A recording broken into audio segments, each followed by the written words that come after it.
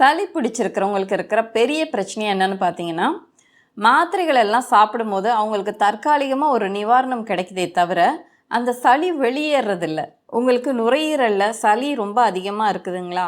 இல்லை சைனஸ் பிரச்சனை இருக்குது, மூக்கடைப்பு அதிகமாக இருக்குது, மூச்சு ஈஸியாக விட முடியல, அந்த சளியை வெளியே துப்பிடலாம் அப்படின்னு நினச்சாலுமே கூட சளி வெளியே வர்றது இல்லை, அந்த மாதிரி பிரச்சனை உங்களுக்கு இருக்குங்களா? அப்போ உங்களுக்கு தாங்க இந்த காணொளி. நம்ம இன்னைக்கு இயற்கையான முறையில் வீட்டில் இருந்தபடியே சளியை வெளியேற்றுறதுக்கான 2 முறைகள் பற்றி நான் சொல்ல போகிறேன். அதுவும் ரொம்ப எதுவும் ஸ்ட்ராங்கான மருந்துகள் எதுவுமே இல்லாமல். நிறைய பேருக்கு சளி எப்போ பிடிக்குதுன்னு பார்த்தீங்கன்னா, ரொம்ப குளிர்ந்த சீதோஷ்ண நிலை இருக்கிற சமயத்துலேயும், தொற்றுக்கள் ஏதாவது ஏற்பட்டுச்சுன்னா அந்த சமயத்துலேயும் சளி பிடிக்குது. அது மட்டும் இல்லைங்க, அலர்ஜிகள் ஏதாவது இருந்தாலுமே கூட இந்த சளி பிரச்சனை இருக்கும்.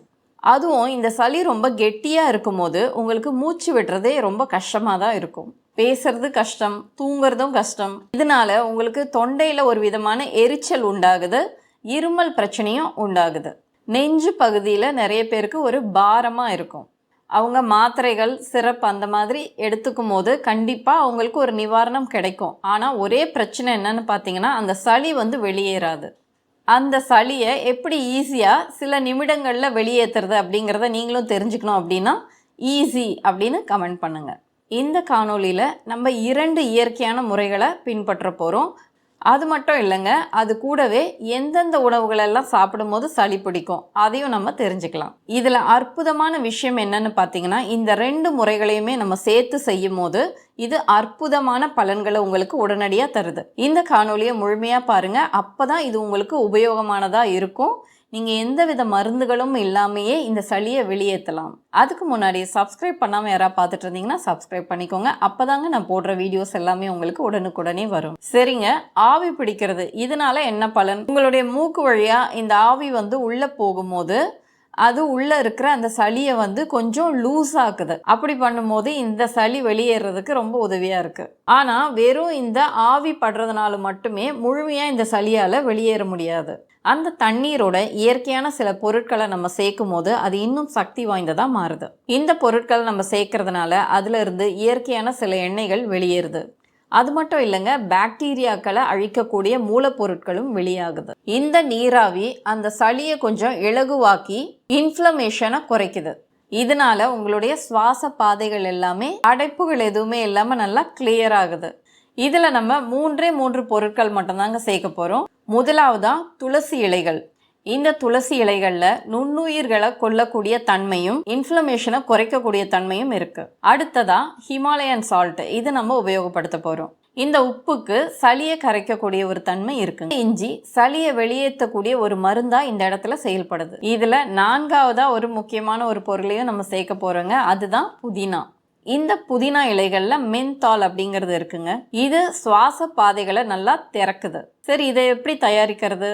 முதல்ல உங்களுக்கு தேவையான அளவு தண்ணீரை எடுத்துக்கோங்க. அந்த தண்ணியை நல்லா கொதிக்க விட்டுட்டு அதன் பிறகு ஸ்டவ்வை ஆஃப் பண்ணி வச்சுக்கோங்க. அதில் ஒரு 10 புதினா இலைகள் சேர்த்துக்கோங்க, 10 துளசி இலைகளை சேர்த்துக்கோங்க. 1 ஸ்பூன் அளவு இந்த ஹிமாலயன் பிங்க் சால்ட்டை எடுத்துக்கோங்க. ஒரு 1/2 இன்ச் அளவு இருக்கிற இஞ்சியை நல்லா துருவிட்டு அதையும் இதில் சேர்த்துக்கோங்க. நல்ல ஒரு கனமான ஒரு டவல் எடுத்துக்கோங்க. அதை வச்சு இந்த பாத்திரத்தை ஒரு 2 நிமிஷத்துக்கு மூடி வச்சிடுங்க. இப்படி செய்யறதுனால நம்ம சேர்த்துருக்கிற பொருட்களில் இருக்கிற அந்த இயற்கையான எண்ணெய்கள் இருக்கு இல்லைங்களா, அது எல்லாமே இந்த நீராவியில் கலக்குது. முதல்ல இந்த பாத்திரத்தை ஒரு சமமான இடத்துல வச்சுடுங்க. நீங்களும் உங்களுக்கு நல்லா கம்ஃபர்டபுளாக இருக்கிற மாதிரி உட்காந்துக்கோங்க. உங்களால் எந்த அளவுக்கு அந்த நீராவியை பொறுத்துக்க முடியுதோ அந்த அளவுக்கு உங்களுடைய முகத்தை கிட்டத்தில் வச்சுக்கோங்க. இப்போ நீங்கள் ஒரு பெட்ஷீட்டோ இல்லை டவலோ வச்சு உங்களுடைய முகத்தை கவர் பண்ணிக்கோங்க. இந்த நீராவி உங்கள் மூக்கு வழியாகவும் வாய் வழியாகவும் உள்ளே நல்லா போகணும். இந்த மாதிரி நீங்கள் ஒரு 5லிருந்து 10 நிமிடங்கள் வரைக்கும் இதை தொடர்ந்து செஞ்சுக்கிட்டே இருங்க. உங்களால் முடியும்னா ஒரு நாளைக்கு 2 முறையாவது இந்த மாதிரி ஆவி பிடிங்க. அந்த தண்ணியில் கலந்துருக்கிற இயற்கையான அந்த எண்ணெய்கள் இருக்கு இல்லைங்களா, இந்த எண்ணெய்கள் சளியை கரைக்குது. இது உங்களுடைய தொண்டையில் எரிச்சலை ஏற்படுத்துது இல்லைங்களா, உள்புறத்தில் ஒரு படலம் மாதிரி இருக்கும், அந்த படலத்தை இது சாந்தப்படுத்துது. இது நுரையீரல் வரைக்கும் உங்களுக்கு போகிறதுனால உங்களுடைய சுவாச பாதைகளோட ஆழமான இடங்களில் சேர்ந்துருக்கிற அந்த சளி கூட லூஸ் ஆகுது. இந்த முறையை நம்ம எதுக்காக செய்கிறோம் அப்படின்னு பார்த்தீங்கன்னா, முக்கியமாக அந்த சளியை நம்ம இலகுவாக்குறதுக்காக தான் முக்கியமாக பண்ணுறோம். இப்போது இதை நீங்கள் பண்ணதுக்கு பின்னாடி அந்த சளி வெளியேறணும் இல்லைங்களா, அதுக்கு தான் நம்ம இன்னொரு முறையை பின்பற்ற போகிறோம். இதை நீங்கள் செய்கிறதுக்கு ஒரு சேரில் உட்காந்துக்கோங்க. அப்படி உட்காரும் போது உங்களுடைய முதுகு தண்டு இருக்குது இல்லைங்களா, அது நல்லா ஸ்ட்ரெயிட்டாக இருக்கிற மாதிரி நிமிர்ந்து நீங்கள் உட்காரணும். உங்களுடைய தோள் பட்டைகளை நல்லா தளர்வாக வச்சுக்கோங்க. உங்கள் 2 கைகளையுமே உங்கள் வயிற்று மேலே வச்சுக்கோங்க. இப்படி நீங்கள் பண்ணும்போது உங்களுடைய மூச்சை உங்களால் உணர முடியும்.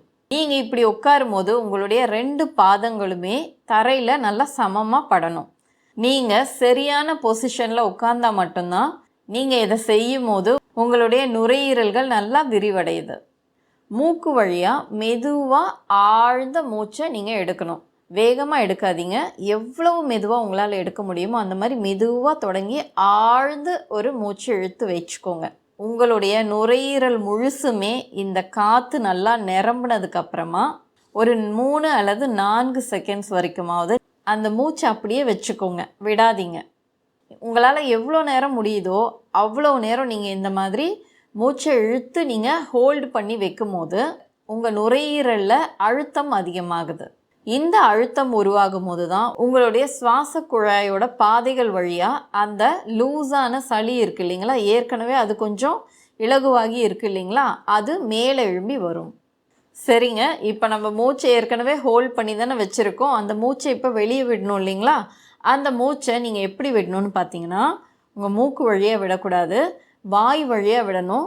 வாய் வழியாக விடுறதுனா எந்த முறையில் விடணும்னு பார்த்தீங்கன்னா, இப்போ ஒரு மெழுகுவர்த்தி இருக்குதுன்னு வச்சுக்கோங்களேன், அதை அணைக்கணுன்னா நீங்கள் எப்படி ஊதுவீங்க, அந்த மாதிரி முறையில் உங்களுடைய வாயை நீங்கள் குவிச்சு வச்சுட்டு மெதுவாக அந்த காற்றை வெளியேற்றணும். அந்த காற்றை நீங்கள் வெளியேற்றும் போது சீராக இருக்கணும், ஆனால் அதில் ஒரு சின்ன வேகமும் இருக்கணும். இதை நீங்கள் ஒரு 5லேருந்து 7 முறை வரைக்கும் செய்யுங்க. நீங்கள் இப்படி பண்ணும்போதே அந்த சளி மேலே வர்றது உங்களுக்கு நல்லாவே தெரியும்.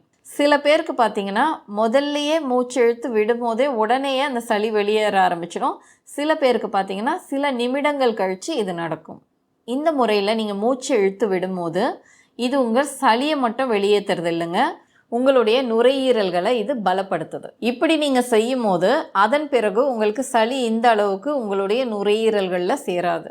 இந்த மூச்சை இழுத்து விடும்போது சில நொடிகள் இதை நீங்கள் அப்படியே ஹோல்டு பண்ணி வைக்கிறீங்க இல்லைங்களா, அப்படி நீங்கள் செய்யும் போதே உங்களுடைய நுரையீரல்கள் நல்லா விரிவடையுது. நுரையீரல்கள் இப்படி விரிவடையும் போது உங்களுடைய சுவாச குழாயோட பாதைகளோட அந்த படலம் இருக்குது இல்லைங்களா, அதோட சுவர்கள், அதில் இருக்கிற சளி எல்லாமே வெளியேறுது. அதன் பிறகு நீங்கள் வேகமாக அந்த காற்றை வெளியேற்றுறீங்க இல்லைங்களா, அப்படி செய்யும் போது உங்களுடைய நுரையீரலோட மேல் பக்கத்துக்கு இந்த சளி எல்லாமே வருது.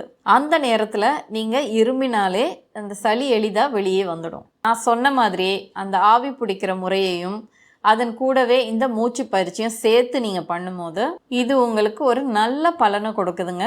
யோசிச்சு பாருங்கள், நீங்கள் எந்தவித மருந்துகளும் எதுவுமே எடுத்துக்காமையே இந்த சளி எளிதாக வெளியேறுது. நீராவி என்ன செய்யுது, சளியை இலகுவாக்குது. அதன் பிறகு இந்த மூச்சு பயிற்சி அதை முழுமையாக வெளியேற்றுது. இது ரெண்டுத்தையுமே நீங்கள் ஒரு நாளைக்கு 2 முறை செஞ்சீங்கன்னா சில நிமிடங்கள்லேயே நீங்கள் நல்லா சுவாசிக்க முடியும், எந்த ஒரு தடைகளுமே இல்லாமல். சரிங்க, இது கூடவே நீங்கள் இந்த முறையை பயன்படுத்தக்கூடிய அந்த நாட்களில் எந்தெந்த உணவுகளை தவிர்க்கணும் அப்படிங்கிறதையும் நான் சொல்கிறேன். இதை கவனமாக கேட்டுக்கோங்க. ஏன்னா நீங்கள் ஒரு 4 அல்லது 5 நாட்கள் இதை நீங்கள் முயற்சி செய்ய போகிறீங்கன்னு வச்சுக்கோங்களேன். அந்த நேரத்தில் இந்த உணவு வகைகளை நீங்கள் தவிர்த்தீங்கன்னா இது உங்களுக்கு ரொம்ப ரொம்ப நல்ல ஒரு பலனை கொடுக்கும். பால் உணவுகளை நீங்கள் சாப்பிடும் போது இந்த சளி ரொம்பவே கெட்டிப்படுது. தயிர், மோர், பால், பனீர், நெய் சேர்த்து செய்யக்கூடிய உணவு வகைகள், ஐஸ்கிரீம், குல்ஃபி, மில்க் ஷேக் வகைகள், ரோஸ் மில்க், ஃபலூடா, இந்த உணவு வகைகளெல்லாம் நீங்கள் உங்களுக்கு சளி பிடிச்ச சமயத்தில் சாப்பிட்டுட்டே இருந்தீங்கன்னா இது ஒரு விதமான ஒரு அழுத்தத்தை உங்களுடைய நெஞ்சு பகுதியில் கொடுக்கக்கூடியதாகவும் இருக்குது. அது மட்டும் இல்லைங்க, உங்களுடைய தொண்டை பகுதியில் ஏதோ அடைச்ச மாதிரி ஒரு உணர்வும் உங்களுக்கு இருக்கும். அடுத்ததாக பார்த்தீங்கன்னா பொரித்த உணவு வகைகளை நீங்கள் தவிர்த்துடுங்க. எல்லாமே இந்த பஜ்ஜி, போண்டா, வடை, சமோசா, சிக்கன் 65, அதுவும் இந்த எண்ணெயில் நல்லா பொரிச்ச பரோட்டாவெல்லாம் இருக்குது இல்லைங்களா, அதெல்லாம் கொஞ்சம் தவிர்த்துடுங்க. அடுத்ததாக பார்த்தீங்கன்னா குளிர்ச்சியான உணவுகள், அதே மாதிரி ஃப்ரிட்ஜில் வைக்கப்பட்ட உணவுகளும் நீங்கள் சாப்பிடக்கூடாது. 4வதாக பார்த்தீங்கன்னா புளித்த உணவுகள். இப்போது ரொம்ப புளிச்ச தோசை மாவு இருக்குதுன்னு வச்சுக்கோங்களேன், அதில் இட்லியோ தோசையோ செஞ்சு சாப்பிட்றது, இல்லை ரொம்ப புளிச்ச ஆப்ப மாவை உபயோகப்படுத்துறது, ஊறுகாய்கள், லெமன் ரைஸ், புளியோதரை, தயிர் சாதம், ரொம்ப புளி அதிகமாக சேர்த்து புளிப்பாக வைக்கக்கூடிய ரசம் இதெல்லாமே நீங்கள் தவிர்க்கணும். அடுத்ததான் 5வது வகை உணவுகள் என்னன்னு பார்த்தீங்கன்னா, அதிக காரமான உணவுகள், அது கூடவே மசாலாக்கள் அதிகமாக சேர்த்து செய்யப்பட்ட உணவு வகைகள் இது எல்லாமே நீங்கள் தவிர்க்கணும். பிரியாணி, ரொம்ப காரமான பெப்பர் சிக்கன், நிறைய மிளகாய்கள் சேர்த்து செய்யப்பட்ட உணவு வகைகள் இதெல்லாமே நீங்கள் தவிர்க்கணும். கடைசியாக பார்த்தீங்கன்னா பேக்கரிகள்லேருந்து வாங்கக்கூடிய உணவு வகைகள், அது கூடவே ஸ்வீட்டுகள் இதெல்லாமே நீங்கள் தவிர்க்கணும். இந்த வகை உணவுகள் எல்லாமே நீங்கள் தவிர்த்துட்டு நான் சொன்ன அந்த 2 முறைகள் இருக்கு இல்லைங்களா, அதையும் நீங்கள் சேர்த்து பண்ணிகிட்டே இருந்தீங்கன்னாவே சளி நல்லாவே வெளியேறும், சளி குறையவும் செய்யும். இதை நீங்கள் செஞ்சு பார்த்தீங்கன்னாவே மருந்துகள் எதுவுமே இல்லாமையே நம்முடைய உடல் எவ்வளவு அழகான ஒரு அற்புத வேலையை செய்யுது அப்படிங்கிறத நீங்கள் தெரிஞ்சுப்பீங்க. இந்த காணொளி உங்களுக்கு பிடிச்சிருந்தா இதை நீங்கள் லைக் பண்ணுங்கள். இந்த காணொளி உங்களுக்கு உபயோகமாக இருந்த மாதிரியே உங்களுடைய அன்பானவர்களுக்கோ நண்பர்களுக்கோ உறவினர்களுக்கோ தேவைப்படும் அப்படின்னு நினச்சிங்கன்னா நீங்கள் இதை ஷேர் பண்ணுங்கள். இது போன்ற ஆரோக்கியம் குறித்த தகவல்கள் உங்களுக்கு தொடர்ந்து கிடைச்சிட்டே இருக்கணும் அப்படின்னு நினச்சிங்கன்னா நம்ம சேனலை சப்ஸ்கிரைப் பண்ணிக்கோங்க. நீங்கள் எப்போதுமே ஆரோக்கியத்தோடும் தன்னம்பிக்கையோடும் வலிகள் எதுவுமே இல்லாமல் இருக்கணும். நன்றி.